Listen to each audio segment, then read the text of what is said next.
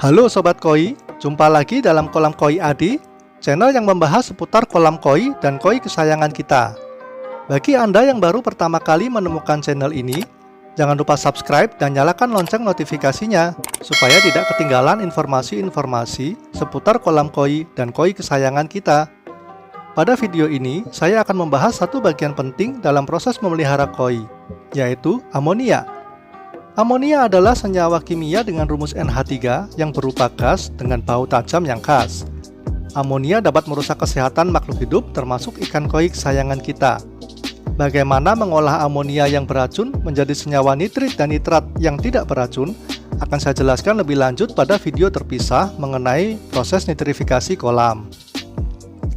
Penyebab utama timbulnya amonia ada dua, yaitu yang pertama pakan ikan. Pemberian pakan ikan yang berlebihan dan terlalu lama mengapung di permukaan kolam atau mengendap di dasar kolam akan menghasilkan amonia. 2. Ekskresi atau kotoran ikan. Ikan setelah makan akan mengeluarkan kotoran sebagai hasil dari proses metabolisme tubuh ikan. Populasi atau jumlah ikan akan sangat mempengaruhi jumlah amonia yang dihasilkan di dalam koi kita. Semakin banyak populasi atau jumlah ikan di dalam kolam kita, maka akan semakin banyak menghasilkan ekskresi sehingga semakin banyak amonia yang dihasilkan. Kadar amonia yang tinggi berpengaruh pada sistem dan organ pernapasan ikan. Ikan yang terpapar amonia akan mengalami stres dan berperilaku berbeda dari biasanya. Pengaruh lain dari tingginya kadar amonia di kolam adalah 1. Daya tahan tubuh ikan turun, sehingga mengakibatkan ikan stres dan mudah terkena infeksi sekunder dan penyakit lain yang disebabkan oleh virus seperti KHV, bakteri seperti Aeromonas, maupun jamur seperti jamur insang. 2. DO atau kadar oksigen dalam kolam akan turun karena oksigen banyak dikonsumsi oleh bakteri biologis untuk melakukan proses nitrifikasi. 3. Metabolisme ikan menurun sehingga menghambat proses pertumbuhan ikan koi dan membuat ikan jadi terlihat malas bergerak. Apabila kita perhatikan dengan teliti, maka kita dapat mengetahui apabila kondisi amonia di kolam koi kita sudah tinggi. Beberapa indikasinya antara lain: 1. Permukaan air kolam banyak terdapat gelembung udara yang tidak mudah pecah. 2. Air kolam terlihat lebih keruh dan berwarna kekuningan. 3. Ikan terlihat malas bergerak. 4. Insang ikan terlihat bergerak lebih cepat dan bergerombol di dekat waterfall dan sumber oksigen lain. Namun, untuk lebih memastikan, kita dapat mengukur amonia menggunakan alat tes atau tester kit. Alat tes yang biasa saya gunakan adalah Tetra dan Product. Saya akan praktekkan cara penggunaan alat tes tersebut. Yang perlu kita siapkan adalah 5 mili air kolam, lalu alat tes, kertas alat tes, lalu ada 3 reagen, reagen 1, reagen 2, dan reagen 3. Setelah kita siapkan, kita akan campurkan reagen ke dalam air kolam yang sudah kita persiapkan.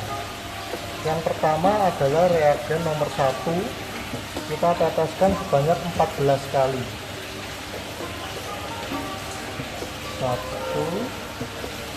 2, 3, 4, 5, 6, 7, 8, 9, 10, 11, 12, 13, 14. Setelah kita teteskan sebanyak 14 kali, lalu kita tutup dan kita kocok terlebih dahulu.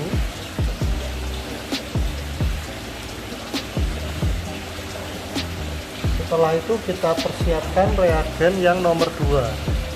Reagen nomor 2 kita teteskan sebanyak 7 kali. 1, 2, 3, 4, 5, 6, 7.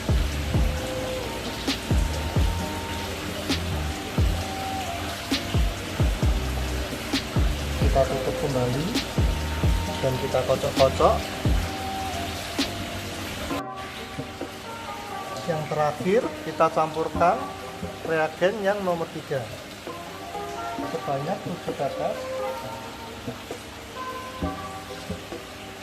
1, 2, 3, 4, 5, 6, 7.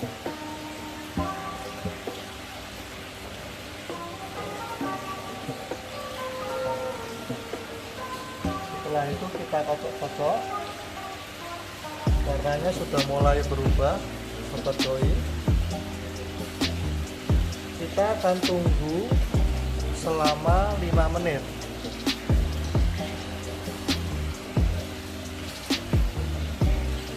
Sudah 5 menit kita diamkan. Hasil tes ini sobat koi, warnanya berubah menjadi kekuningan.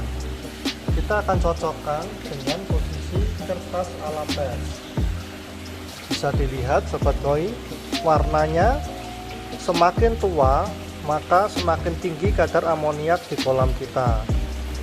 Nah, apabila kita lihat hasil tes kita ada di paling atas, berwarna kekuningan, berarti amoniak di kolam koi kita ini adalah 0 atau mendekati 0, dan ini adalah kadar amoniak yang sangat disarankan dan baik untuk kolam koi kita, sehingga amoniak sudah dapat diolah dengan sempurna oleh bakteri nitrifikasi yang ada di kolam koi kita.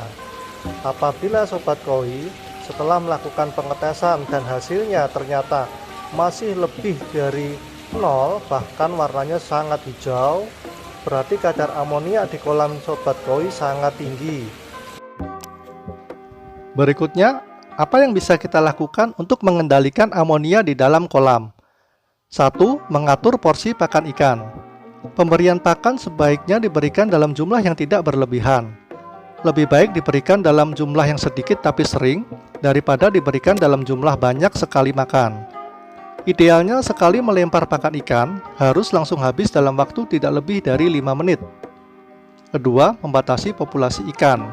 Sebaiknya mengisi ikan di kolam dalam jumlah yang ideal dan tidak berlebihan atau padat.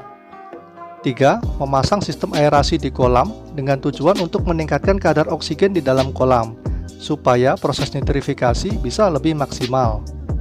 4. Menyediakan ruang filter yang cukup.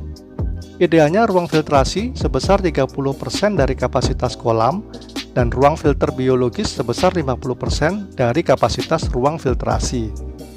5. Rutin menambahkan bakteri starter maupun probiotik seperti EM4 di kolam untuk membantu memaksimalkan proses nitrifikasi dan memperbanyak bakteri baik di dalam kolam koi kita. Itulah sharing dari saya mengenai amonia, penyebab, pengaruh, dan cara mengendalikannya. Semoga informasi ini bermanfaat dan kolam serta koi kita selalu sehat dan berbahagia ya sobat koi. Jika ada saran dan pertanyaan, jangan segan untuk komen. Jangan lupa subscribe dan share channel ini, dan nantikan informasi berikutnya seputar kolam dan koi kesayangan kita. Terima kasih.